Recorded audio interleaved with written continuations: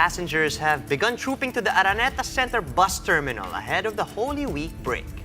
And over the weekend, in fact, almost 14,000 passengers have already hopped on to buses at the transport hub bound for their respective provinces. That's around 3,000 more compared to the same period last year.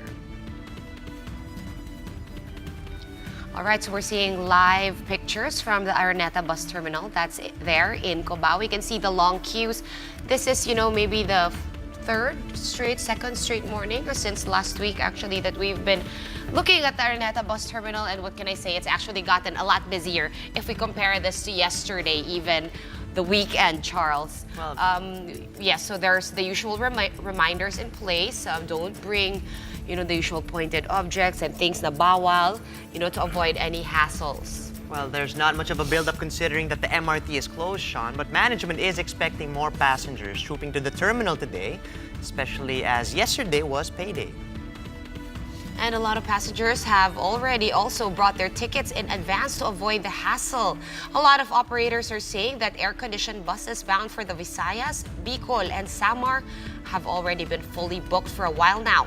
However, there could still be a few seats left on ordinary buses. Yep, no aircon for those guys, huh? Unfortunately, despite this scorching heat, Sean, and operators have also augmented their fleet for this coming Holy Week, Sean, and some 300 buses have been given special permits so they can meet the volume of passengers bound for the provinces for the Lenten break.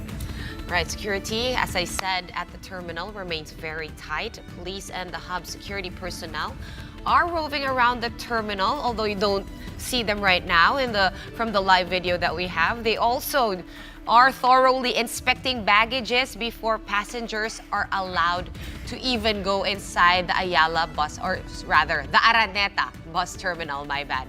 The PDEA is likewise conducting a surprise mandatory drug test for bus drivers and conductors to ensure road safety. The Araneta Center Bus Terminal Management estimates around 3,000 to 3,500 passengers heading to the transport hub today, and they're actually expecting the bulk of travelers tomorrow or Wednesday, the last working day for this week.